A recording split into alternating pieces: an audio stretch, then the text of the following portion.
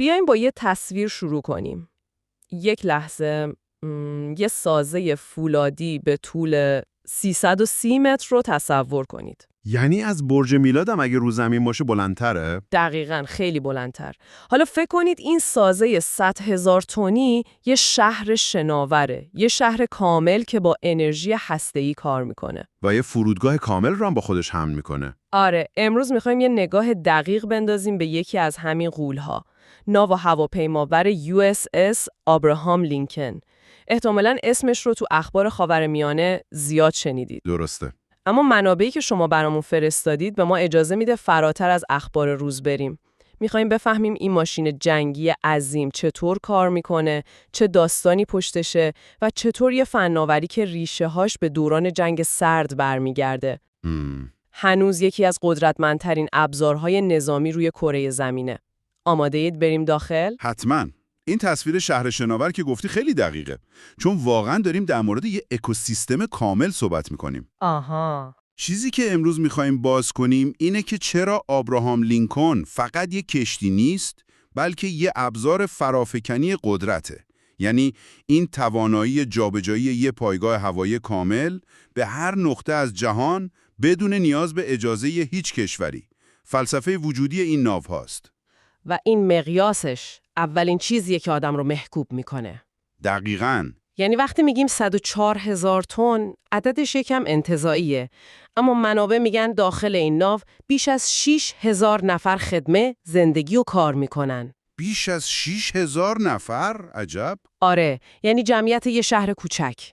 یکی از نکات جالبی که تو منابع پیدا کردم این بود که روزانه بیش از 18,000 وعده غذا تو این ناو سرو میشه. 18,000 وعده، یعنی آشپزخونه‌هاش 24 ساعته فعالن. دقیقاً. دندون پزشکی، بیمارستان، اداره پاست، ایستگاه تلویزیونی و حتی زندان خودش رو داره. این واقعاً یه شهر کامله.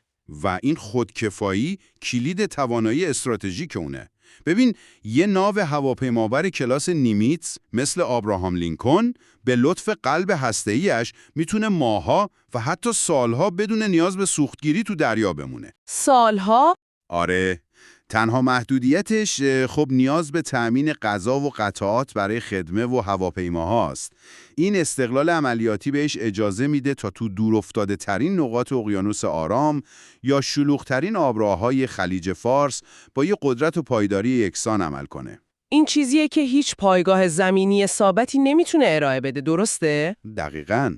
خب بیا برگردیم به نقطه شروع. این ایده از کجا اومد؟ منابع میگن قرارداد ساخت آبراهام لینکن تو سال 1982 امضا شد. 1982، یعنی اوج جنگ سرد. آره، زمانی که هنوز جنگ سرد با تمام قوا در جریان بود و تهدید اصلی نیروی دریایی شوروی بود.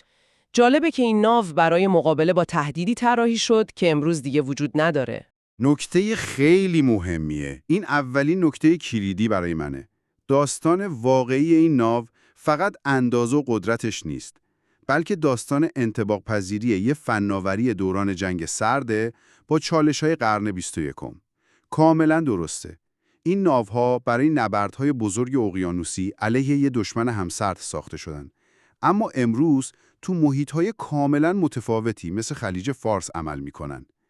اسکلت اولیه‌اش یا به قول فنی‌ها کیل تو سال 1984 گذاشته شد و در 1999 رسما وارد خدمت شد. خب اما اون قلب تپنده‌ای که بهش قدرت میده داستان اصلیه. داریم در مورد 2 تا راکتور هسته‌ای مدل A4W صحبت می‌کنیم. A4W. آره، این اسم گذاری خودش جالبه. A برای Aircraft Carrier، یعنی ناو هواپیمابر. فورد نشون دهنده نسل 4 طراحی راکتور توسط شرکت وستینگ هاوس هست. یعنی این یه نیروگاه برق اتمی اختصاصیه که فقط برای همین هدف طراحی شده. صبر کن ببینم، پس این 2 تا راکتور کوچیک کل این شهر 100,000 تنی رو به حرکت در میارن؟ چطوری آخه؟ دقیقاً. این ریاکتورها با شکافت هسته‌ای حرارت فوق‌العاده‌ای تولید می‌کنن.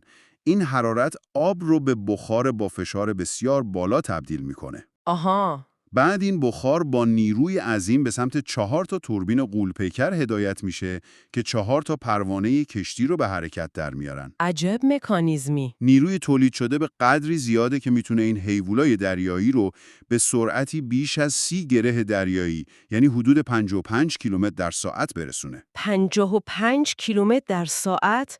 برای چنین جثه‌ای این سرعت باور نکردنیه. همینطوره. علاوه بر این، همین ریاکتورها برق کل شهر را هم تأمین میکنن. از سیستم‌های راداری و دفاعی گرفته تا دستگاه قهوه‌ساز و آشپزخونه.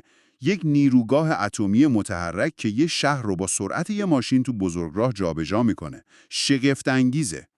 خب، حالا بیا بریم روی عرشه، چون تمام این مهندسی پیچیده در نهایت برای یه هدف ساخته شده. پرتام هواپیما. دقیقاً. اینجا جاییه که این ناو از یک کشتی جنگی به یک پایگاه هوایی استراتژیک تبدیل میشه. عرشه پروازش چطوره؟ باله کنترل شده. باله کنترل شده. آره، یه فضای حدوداً 1.8 هکتاری که روی اون جنگنده‌های چند ده میلیون دلاری با سرعت‌های سرسام‌آور فرود میان و بلند میشن. خدمه عرشه با جلیقه‌های با رنگ‌های مختلف کار میکنن که هر کدوم وظیفه مشخصی داره.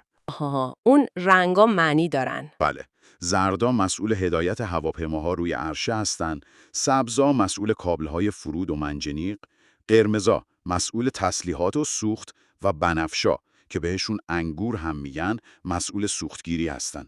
یک سمفونی بی کلام و دقیق. و این هواپیماها چطور از یه بانده به این کوتاهی بلند میشن؟ چون طول عرشه که برای تیکاف یه جنگنده کافی نیست. اینجا یکی از شگفتی‌های مهندسی ناو وارد عمل میشه. منجنیق یا کاتاپولت.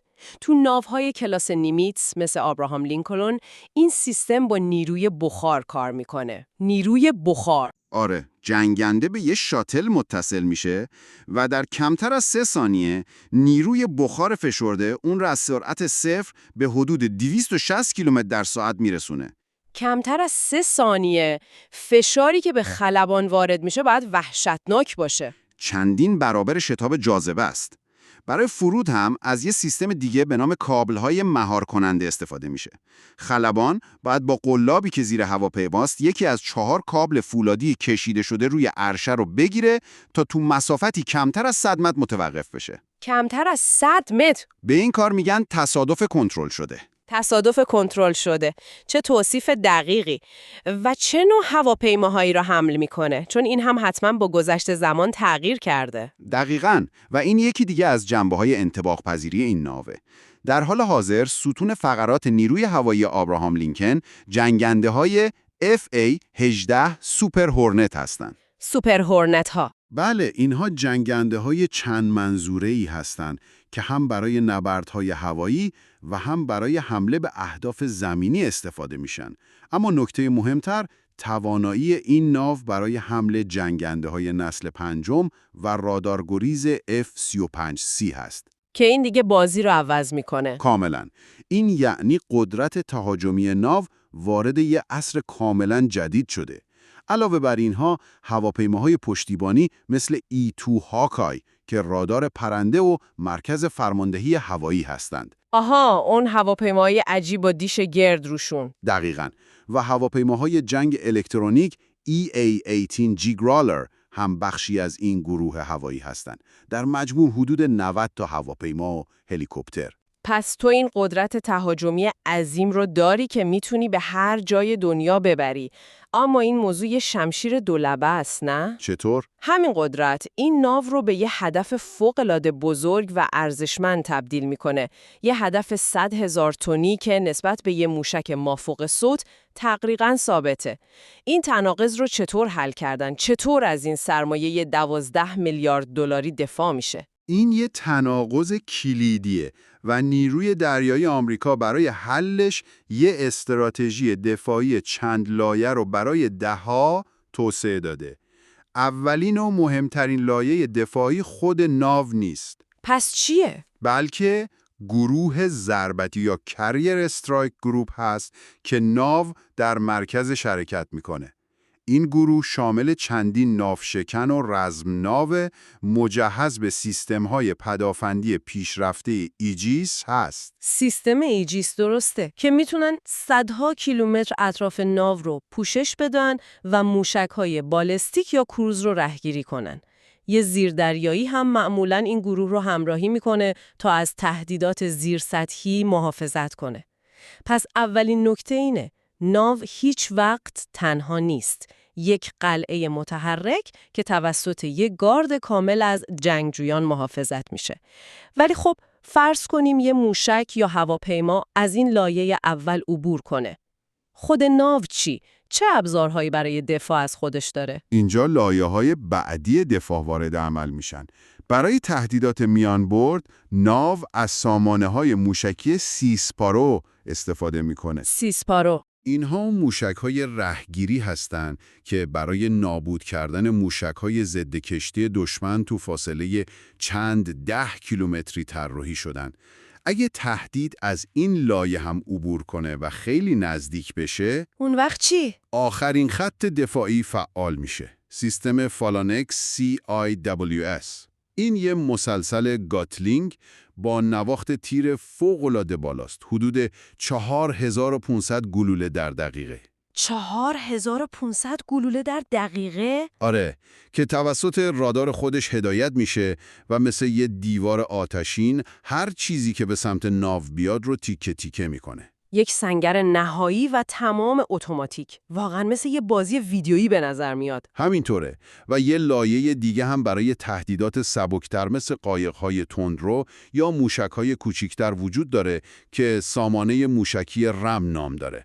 ترکیب همه اینها از گروه ضربتی گرفته تا سیستم‌های دفاع نزدیک یه حباب امنیتی چند لایه به دور ناو ایجاد میکنه که نفوذ بهش فوق‌العاده سخته. ولی هیچ دفاعی 100% نیست مگه نه؟ معلومه که نه و برای همین همواره در حال بروزرسانی هستن. و این من رو به سوال بعدی میرسونه. این ناو تو سال 1989 وارد خدمت شده.